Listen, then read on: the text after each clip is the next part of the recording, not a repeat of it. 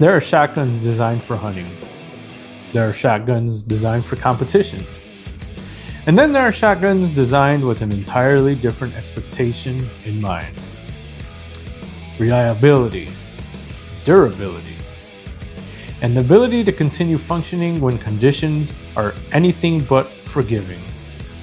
Tonight at the lounge, we're taking a closer look at one of America's most recognizable military pump-action shotguns, the Mossberg 590A1. So pull up a chair, pour yourself a glass, and let's get into it.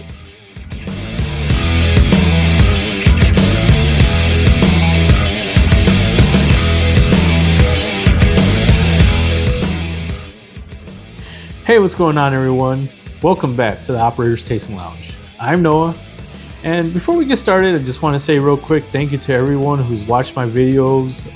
If you subscribed to them, thank you. Watched, commented, shared my videos, or just simply chilling here at the lounge. I am really appreciative of every one of you, so thank you.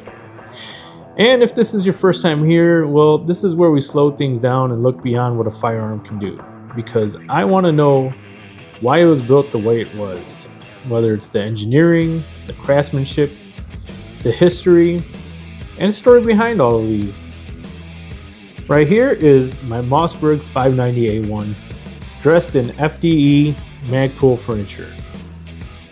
But underneath those modern upgrades is a shotgun with decades of American military history behind it. And that's where I want to start. The story begins with the Mossberg Model 500, introduced in 1962. The Model 500 became the foundation of an incredibly successful family of pump-action shotguns, eventually evolving into configurations intended specifically for law enforcement and military use.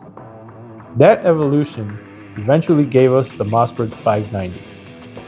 Beginning in the late 1980s, the 590 entered service with multiple branches of the United States military. But the military service creates demand that most civilian firearms will never experience. And in the early 1990s, according to Mossberg's own historical accounts, the United States Navy engineers approached the company about changes they wanted to make with the 590. And those changes included a heavy walled barrel, a metal trigger group, a metal safety, and the 590's clean-out magazine tube arrangement. Those requirements helped produce the shotgun we're looking at today, the Mossberg 590A1. And that's what makes the 590A1 pretty interesting. This wasn't simply a civilian shotgun style to look military. Its development was directly influenced by actual military requirements. You can see the philosophy in the shotgun itself. Probably the most obvious is the heavy walled barrel. Military equipment gets transported, knocked around, moved through vehicles, used aboard ships, and subject to environments a sporting shotgun may never encounter. The heavier barrel provides additional resistance against abuse and deformation, and it definitely adds some weight. Nobody is going to accuse the 590A1 of being delicate. Underneath everything, the shotgun retains the proven mechanics of the Mossberg family. You have dual action bars, dual extractors, and a straightforward pump action operating system. You also have Mossberg's receiver-mounted ambidextrous tang safety, which remains one of my favorite features of the design. It's easy to use, easy to reach, and its position works whether you're shooting right or left-handed. And then of course, there's this.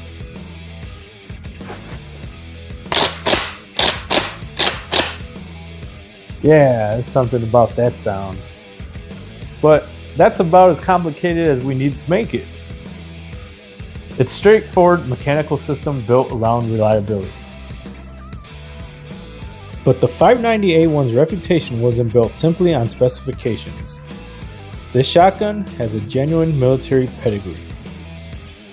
The Mossberg 590 family was adopted by multiple branches of the United States military, and the 590A1 went on to serve across the U.S. Armed Forces. During the global war on terror, Mossberg military shotguns served during operations in Iraq and Afghanistan, filling specialized roles alongside standard service rifles. And these shotguns could be used for security, close-range applications, less lethal duties, and specialized tasks such as breaching. They weren't intended to replace weapons like the M16 or the M4. They were another tool available when the mission called for capabilities a standard service rifle couldn't provide. And despite the age of the basic design, the 590A1 remains in the U.S. military service today. In fact, in late 2025, the United States Army awarded Mossberg a contract worth approximately $11.6 million for additional 590A1 shotguns. Think about that. We're talking about a pump-action design whose roots stretch back more than half a century, and the United States military is still ordering new ones. That tells you something about the design. This isn't simply a shotgun that looks military. Now, my 590A1, obviously, mine doesn't exactly look like something that just came off a military rack. It has some wear. But I fitted my 590A1 with Magpul furniture and FDE. And personally, I think this combination looks fantastic. The dark finish against the flat dark earth furniture gives the shotgun a more modern appearance without taking away its original character.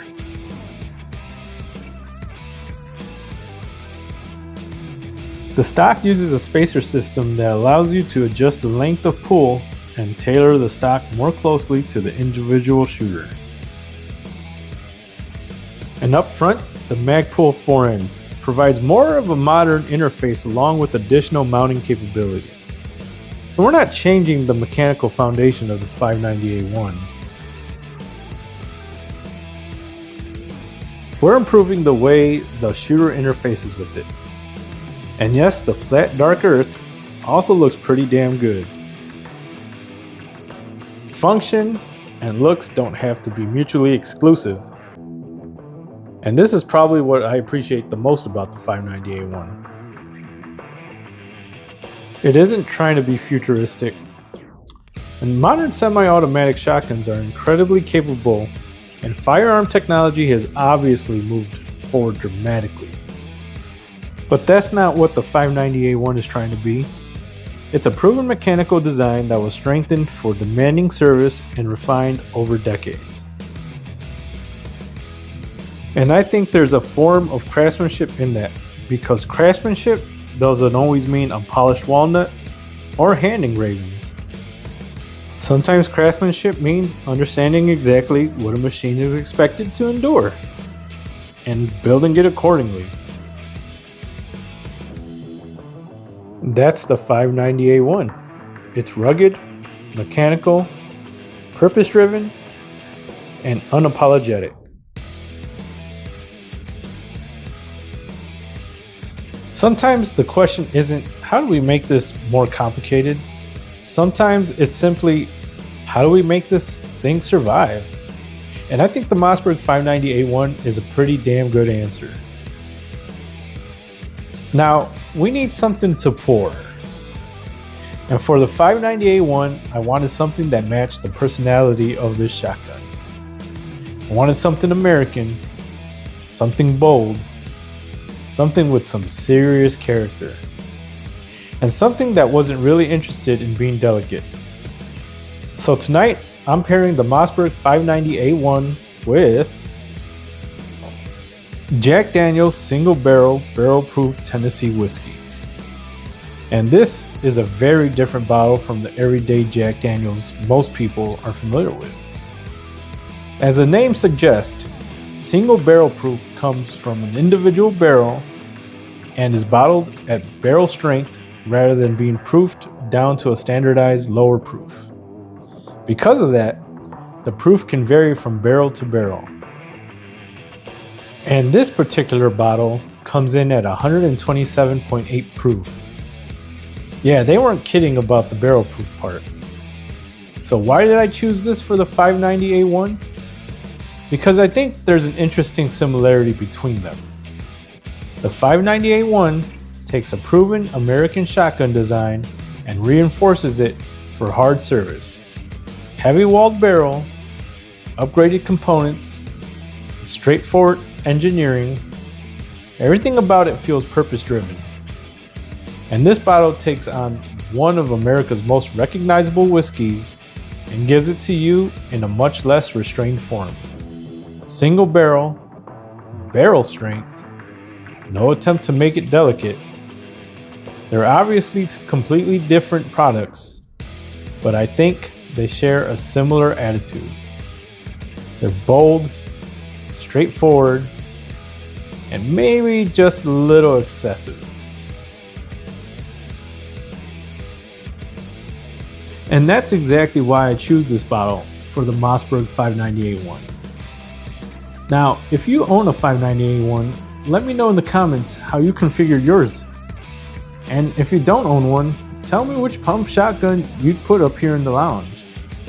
Would it be the Mossberg 590A1, Remington 870, or a Benelli Supernova, or something completely different?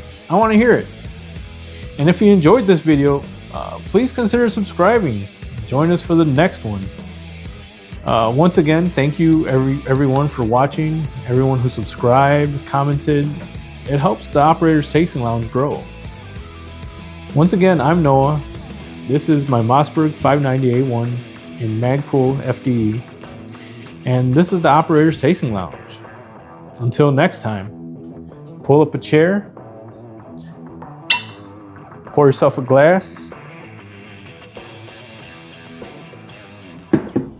and welcome to the lounge. Cheers.